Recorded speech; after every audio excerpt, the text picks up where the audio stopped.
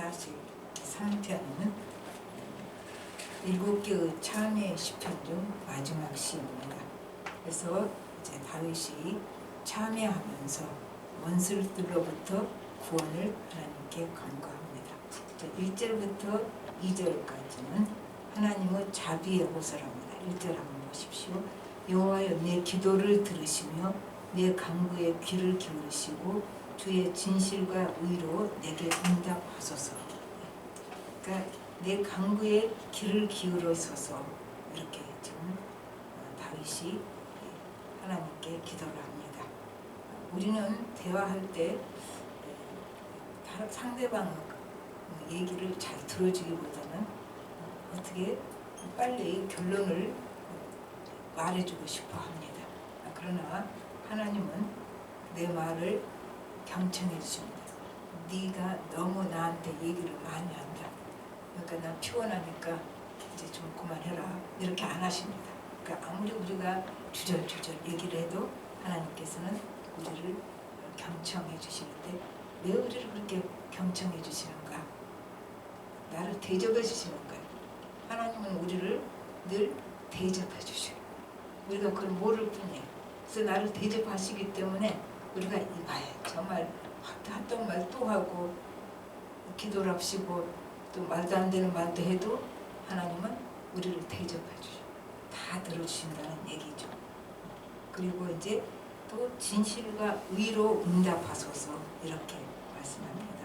여기서 의는 그 관계에 신실하신, 관계에 충실하신 것을 의로 말하죠. 그러니까 언약관계에 우리와 언약관계에 신실하신 의, 그 하나님의 의로, 그 진실로 우리에게 응답해 주소서 그렇게 말합니다. 기도의 그 1차적인 근거는 내가 아닙니다. 기도하는 사람이 아닙니다.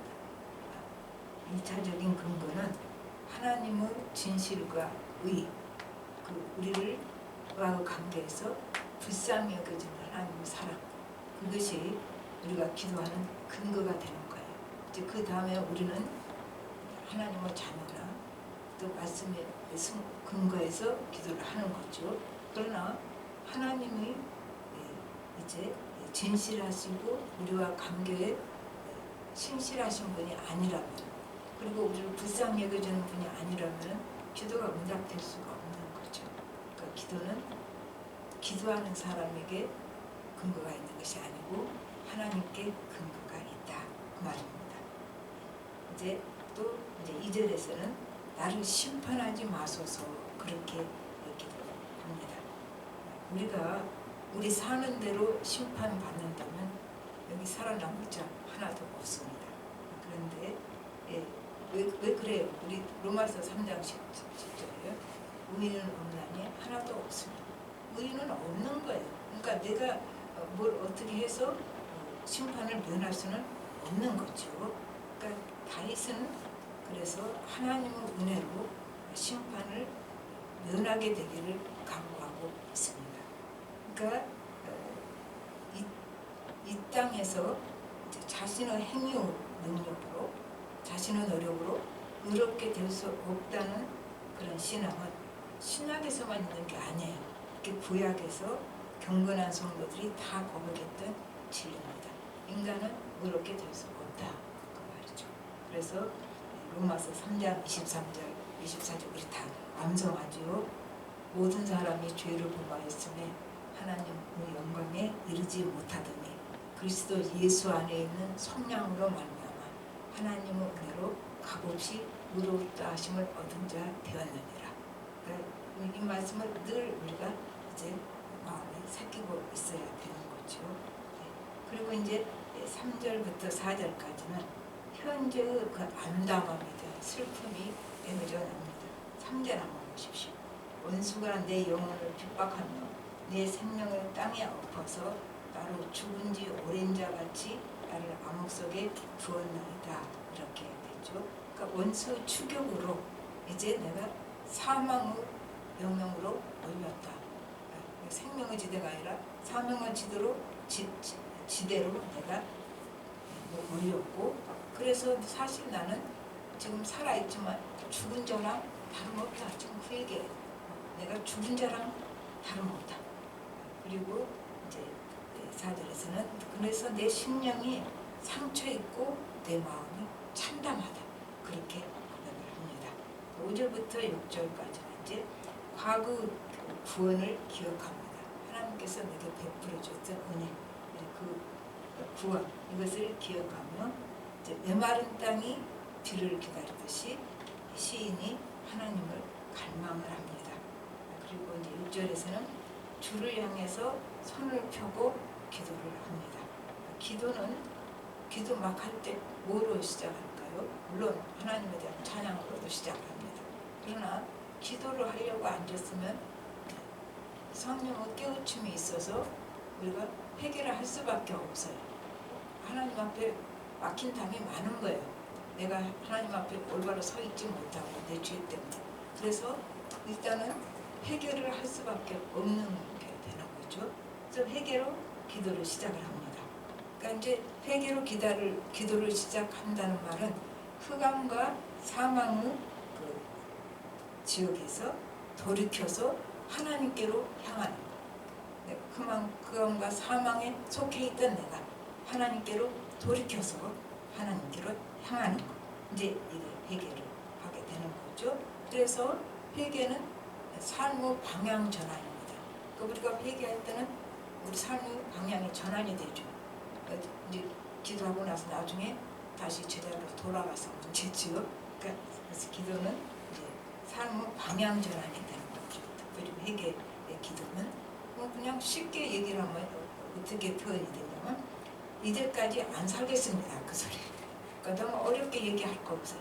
우리가 회개 기도를 한다는 것은 하나님 나 이제까지처럼은 안 살겠습니다. 나 이제는 좀 달리 살겠습니다.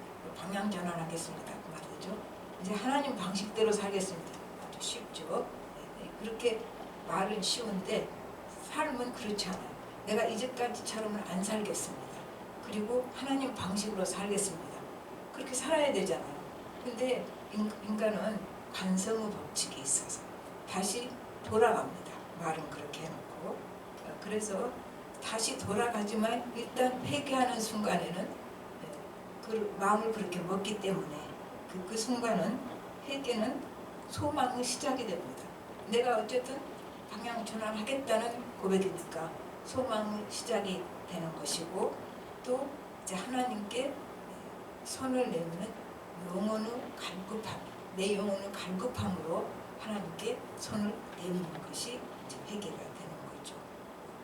그래서 회개를 실행하고 있을 때는 뭐를 체험합니까? 그 하나님의 은혜와 용서가 성경 구절에 있고 전체적으로 알고 있던 그 내용이죠. 내용이 실제로 자기 것이 되는 거죠. 회개 기도를 기표할 때 하나님의 은혜 그리고 하나님이 나를 용서해줬다는 이 사실이 현재로 내가 체험을 하게 되는 것입니다. 그러니까 우리는 늘 말씀을 많이 배우고 그 머릿속에 많이 담아둬야 돼요. 근데 거기서 끝나면 안 되죠. 우리가 그것이 나에게 경험으로 이루어지는 거죠. 하나님의 말씀이.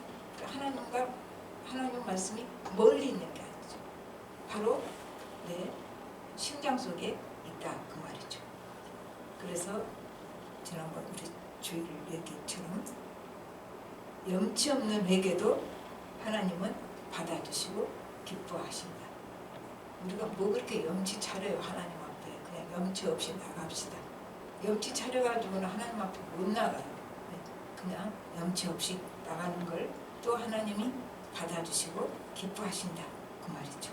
이제 7절부터 12절까지는 하나님의 구원을 강구하고 하나님의 인도를 강구하고 원수에 대해서 좀 설욕을 해주도록, 나는 못하니까 하나님 좀 원수를 갚아주도록 설욕해 주도록 그렇게 강구를 합니다. 7절 한번 보십시오. 여호와여 속히 내게 응답하소서. 내 영이 피곤하니이다. 주의 얼굴을 내게서 숨기지 마소서. 내가 무덤에 내려가는 자 같을까 두려워하나이다. 속히 응답하소서. 이 말이 참 우리 마음에 그렇구나 그렇게 되는 거죠. 왜냐하면 여기서 기도 응답 기다리다가 또 주의 은혜 기다리다 내가 지금 죽을 것 같습니다. 그 얘기예요. 그러니까 이 다윗 얘기가 우리에게 굉장히 도전도 되고 우리 심령에 와 닿는 건 기도가 우리는 속히 응답되기를 얼마나 바랍니까? 그런데 속히 응답이 안 되는 거죠. 그래서 속히 응답해 주세요. 이제 이렇게 얘기를 하는 거죠. 그리고 주님의 은혜를 좀 빨리 베풀어 주세요. 아무리 기다려도 안 되니까 내가 기다리다 죽겠어요. 지금 그 말이 죽을 것 같습니다. 그리고 이제 또 내가 어찌해야 할지 모르는 상태에 있는데 내가 지금 어떻게 방향을 잡아야 할지 어디서부터 시작을 해야 될지 모를 때 많아요. 이 사건이 터지면 어떻게 해야 될지 모르는 게 우리잖아요. 처음부터 착착착 그렇게 다 해결이 되는 건 아니지 않습니까? 그러니까 우리가 이제 어떻게 할지 모르고 있는 상태에 있으니까 하나님 내 상태 다 아시잖아요. 그러니까 좀 은총을 베풀어 주십시오. 지금 그 얘기를 합니다. 그러니까 여기서 말하는 것은 내게 필요한 것은 하나님의 은혜고 하나님의 은혜가 전부입니다. 지금 그렇게 7절에 강조를 해요. 또 한번 8절을 보십시다. 아침에 나로 하여금 주의 인자한 말씀을 듣게 하소서. 내가 주를 의뢰함이니이다. 내가 다닐 길을 알게 하소서. 내가 내 영혼을 주께 드림이니이다. 그렇게 나옵니다. 아침에 지금 흑암과 같은 그런 현재 상황으로부터 빨리 아침에 오게 해주시고 또 하나님의 말씀을 들려주십시오. 이렇게 간구를 합니다. 다 무시해도 하나님은 나를 사랑하신다는 걸 알아요. 그렇지만 여기서 인자의 말씀이라고 나오잖아요. 인자의 말씀. 그래서 이제 주의 인자한 말씀을 듣게 하소서. 그 말은 하나님이 나 사랑하는 걸 알지만 이제 그 말씀을 그냥 들려주세요. 너무 힘드니까 다윗이 그렇게 고백을 합니다. 그리고 또 인도를 바라요. 내가 어디로 가야 할지를 모르겠습니다. 그러니까 내가 가야 할 길을 알려주십시오. 그렇게 나오죠. 이 말은 뭐죠? 하나님께 내 갈 길을 알려주십시오. 그 속에는 무슨 말이 들어있을까요? 내 인생을 주님 뜻대로 살겠다는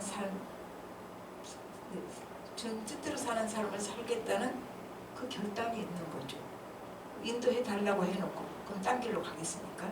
그러니까 갈 길을 알려주십시오.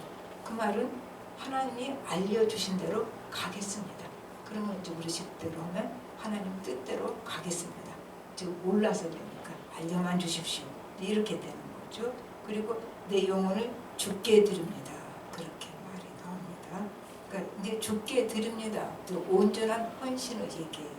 그래서 인간이 다 부족해요. 온전한 사람은 하나도 없어요. 인간이 다 부족하지만 하나님께 헌신한 자, 내 영혼을 주께 드린다. 이렇게 고백하는 자는 헌신한 자에게는 하나님이 지혜를 주시고 능력을 주셔서 하나님이 쓰십니다. 그냥 쓸 수가 없으니까 하나님께서 함께 하셔서 그 지혜와 능력으로 우리를 덧입혀 주셔서 하나님이 쓰신다는 얘기입니다. 그래서 우리 믿음의 조상은 또 믿음의 선진들 아브라함, 이삭, 야곱, 이사야 이런 사람들은 다 온전했습니까? 다 부족해요. 성경은 어쩌면 그분들을 그 치부를 다 장난하게 이렇게 노출시키는지 모릅니다. 그래서 다 우리랑 똑같아요. 어쩌면 똑같은데 이제 그 사람들이 하나님 손에 붙들립니다. 하나님 손에 붙들려서 이제 자기가 스스로 온전히 헌신하는 게 아니에요. 하나님 손에 붙들리니까 하나님의 설득으로 이제 헌신하게 되고 그렇게 돼서 하나님이 그분들을 통해서 하나님 뜻을 이루는 이러한 일들이 일어났다 그 말이죠. 그 말은 우리들에게도 해당이 돼요. 하나님 손에 붙들리면 하나님께서 우리를 이제 헌신시키고 그 헌신을 내가 결단해서 하고 우린 그럴 사람들이 못 되는 거죠.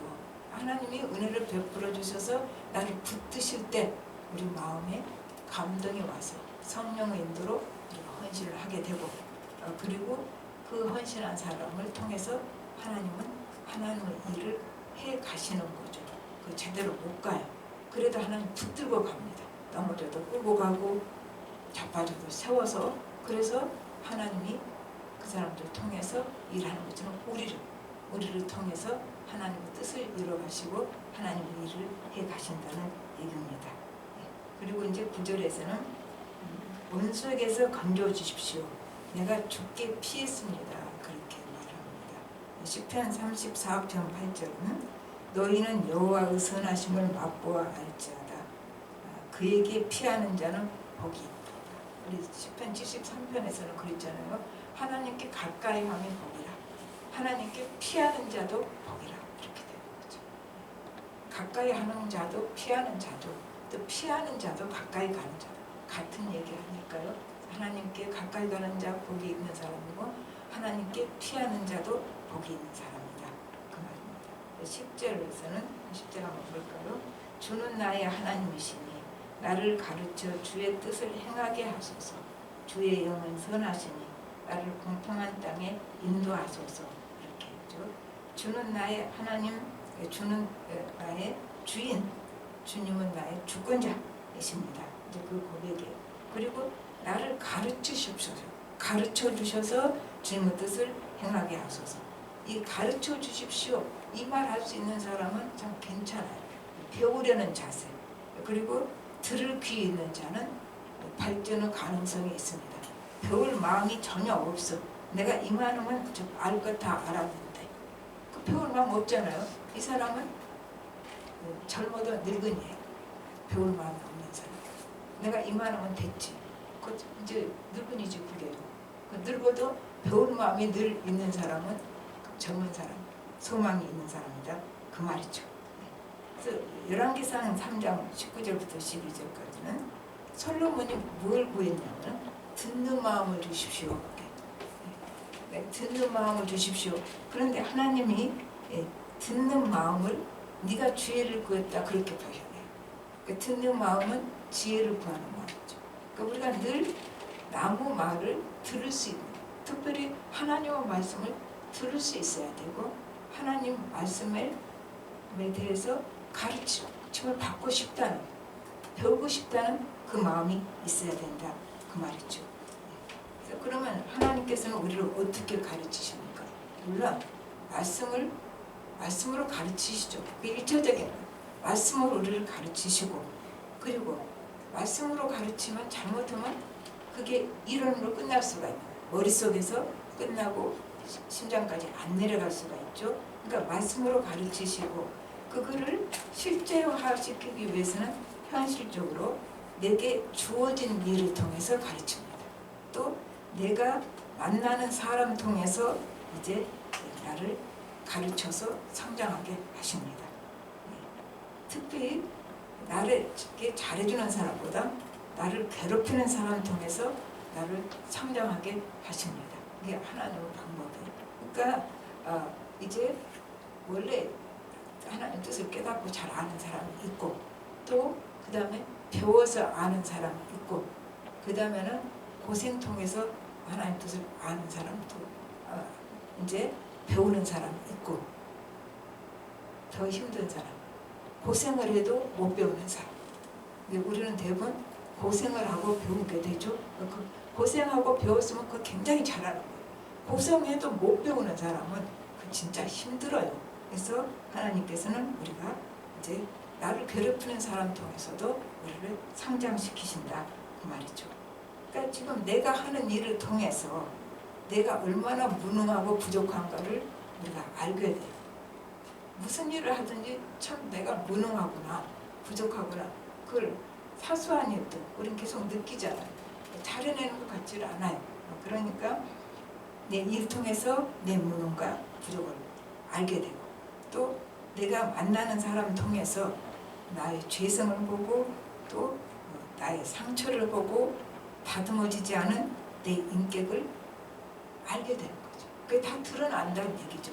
그래서 하나님은 교육 방법, 하나님 그 교육 방법은 말씀을 통해서 가르치지만 현장 교육, 내 현실적인 삶 통해서 나를 가르쳐 가신다.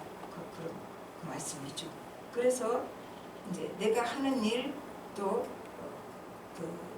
내가 가지는 인간관계를 통해서 하나님이 내게 가르쳐주신 말씀이 내 실제의 삶으로 되도록, 그러니까 말씀이 삶이 바로 삶으로 바꾸지도록, 말씀이 육신이 되어서 예수님 말씀이 육신이 된 것처럼 내가 배운 말씀이, 내가 알고 있는 말씀이 실제 삶으로 바꿔지는 현상.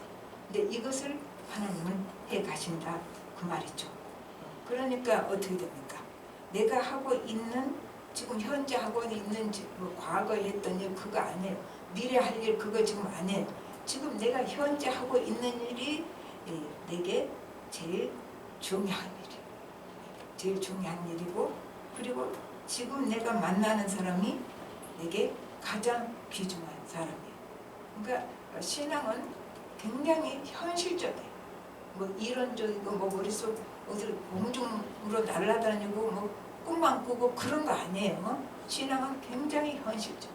하나님은 우리를 그 현실 속에서 계속 끌고 가시는 거죠. 그리고 신앙이 현실적인 내 삶 속에서 아무 능력도 없고 그 신앙이 힘이 없다면은 그건 좀 이상하잖아요. 살아계신 하나님, 지금 내 삶에 들어와서 개입해 주셔서 계시는 하나님과 내가 같이 사는데 그 신앙이 내 삶 속에서 아무 의미가 없다면 그 말이 안 되는 거죠. 그래서 지금 하는 일이 제일 중요하고 그 일 통해서 하나님이 나를 계속 드러내고 가르쳐 가시니까 또 내가 만나는 사람이 가장 귀중한 사람이 됩니다. 또 말씀을 마저 봅시다. 이게 사람들이 다 넘어져요. 그럼 넘어지는 자 보면서 굉장히 냉정한 사람이 있어요. 저렇게 넘어지고 그거 아니에요. 나도 똑같은 죄인이라는 것을 우리가 알아야 돼요. 넘어지는 사람들 보면서 나도 똑같은 죄인이다. 저 사람은 그 지금 환경이 넘어졌는데 내가 저 처지였다면 나도 넘어질 수 있는 거예요. 근데 나는 꼭 선반에 얹어놓고 넘어진 사람은 또 밑에 있는 사람으로, 이게 우리가 교만인 거예요. 그러니까 아무리 이렇게 넘어지고 실수를 해도 우리가 똑같은 죄인이다. 나는 저 환경에 안 있었기 때문에 그렇다. 나는 저런 교육을, 저 사람은 나 같은 환경 속에서 자라지 못했고 나같이 배우지를 못해서 저렇게 했을 뿐이에요. 그렇다면 우리가 어떻게 정죄하고 손가락질 할 수 있겠냐고요. 하나님 앞에 우리는 똑같은 죄인인데 나는 진짜 하나님의 은혜로 그런 걸 좀 배우고, 그래도 그걸 배울 수 있는 환경이 있었고 또 교육이 있었기 때문에 저런 짓 안 할 수 있는 거예요. 그래서 우리는 아무도 손가락질 할 수 없는 사람들, 누구를 봐도 넘어지는 것에 대해서 우리가 긍휼히 여기는 마음이 있어야 되고, 넘어지는 사람들 대해서 내가 어떻게 좀 붙잡아 줄 수 없을까, 그 마음을 가져야 되는 거죠. 그게 하나님과 사랑을 받는 사람 그 마음이 그렇게 돼야 된다는 얘기가 됩니다. 또 나는 안 넘어집니까? 나는 또 내 자리에서 넘어져요. 인간은 넘어지게 돼 있어요. 그럼 내가 넘어지면서 뭐라고 생각해요? 그래, 주님이 이러니까 나 때문에 십자가에 못 박히셨지. 내가 다 잘한다면 나 때문에 십자가에 못 박히실 필요가 없었지. 주님이 십자가에 못 박힐 수밖에 없는 사람이야. 나를 위해서 십자가에 못 박힐 수밖에 없는 그런 존재라는 걸 자기를 알게 되는 거죠. 그래서 자기를 정죄에 빠진 게 아니라 내가 이렇게 잘못해도 내게 사죄의 길을 열어주신 십자가 보여. 그래? 우리가 다시 한번 감사할 수 있는 거죠. 그러니까 인간이 다 잘하면 좋은데 남도 잘못하고 나도 잘못하는 데에서 그걸 우리가 어떤 눈으로 보느냐. 하나님의 눈으로 보면 다 불쌍한 거예요. 저 넘어지는 저 사람도 불쌍하고 나도 불쌍하고 하나님 눈으로 볼 때, 그래서 우리가 하나님이 내가 이렇게 실수했지만 이 죄를 용서해 줄 수 있는 십자가 보혈을 흘려주신 것에 대해서 우리가 또 한 번 감사할 수 있다 그 말이죠. 그리고 십자가는 구원 사건만이 아니에요. 구원 이후 우리의 삶까지도 다 해결해 놓으신 거예요. 다 이루었다고 말씀하실 때는 십자가에서 예수님이 다 이루었다 하실 때 우리가 인간 역사의 최종적 승리, 구원의 완성 이걸 다 이루었다는 거죠. 구원의 완성, 우리가 완성됐습니까 지금? 구원을 받았지만 우리가 완성 안 됐잖아요. 근데 십자가는 구원의 완성까지 다 이루신 사건이다 그 말이죠. 그래서 현재 우리가 담대할 수 있는 것은 우리가 지금 싸우고 있는 싸움은 예수님이 이미 이겨놓은 싸움을 그냥 하고 있는 거예요. 그러니까 뭘까요? 승리가 보장된 싸움을 하는 거죠. 승리가 보장된 싸움은 할만합니다. 그리고 하나님은 우리를 있는 그대로 사랑하시죠. 있는 그대로. 뭐 고쳐갖고 와라. 그래야 내가 너를 사랑한다. 그런 조건 없어요. 그냥 있는 그대로 사랑하신데 우리가 있는 그대로 하나님을 사랑하셨으니까 그 사랑받은 우리가 전과 똑같이 살 수는 없잖아요. 나를 하나님이 있는 그대로 받아주시고 사랑하는데 똑같이 살 수는 없는 거예요.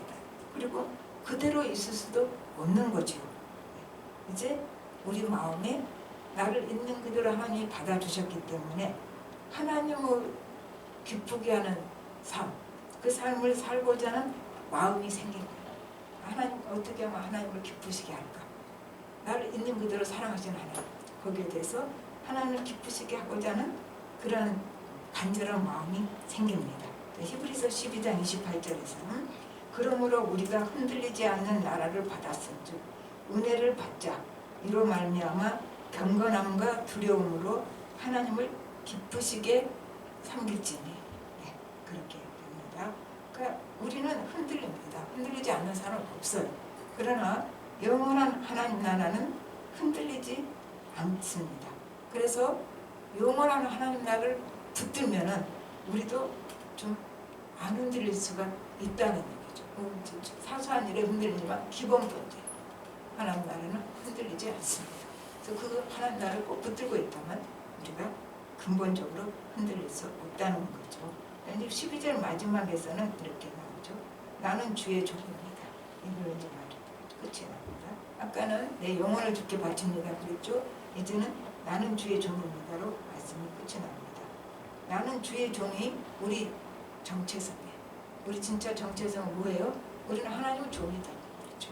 우리 자기 정체성을 우리가 안다면 이제 이 세상 주관자이신 하나님이 내 삶의 최종 결정권자, 최종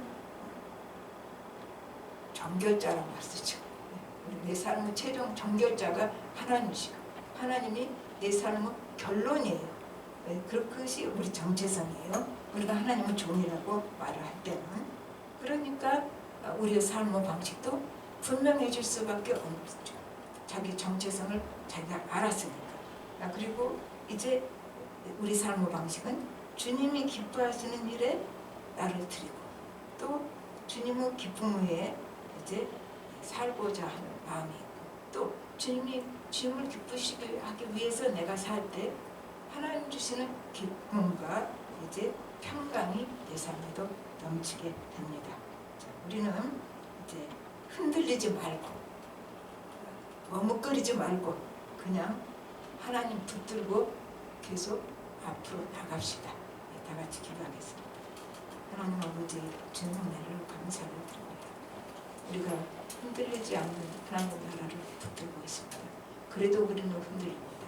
우리가 흔들리지 않는 하나님 나라를 꼭 붙잡고 내가 있는 그대로 하나님께서 나를 사랑하셨으니까 나는 자유하니까 내 멋대로 내 원하는 대로 내 뜻대로 사는 것이 아니라 이제는 하나님의 종이라는 우리 자기 정체성을 깨달았으니 하나님 뜻대로 하나님 원하시는 대로 하나님 기뻐하시는 삶을 살아갈 수 있도록 우리 모두를 인도하여 주시옵소서. 모든 말씀을 예수님으로 기도합니다. 아멘. 네.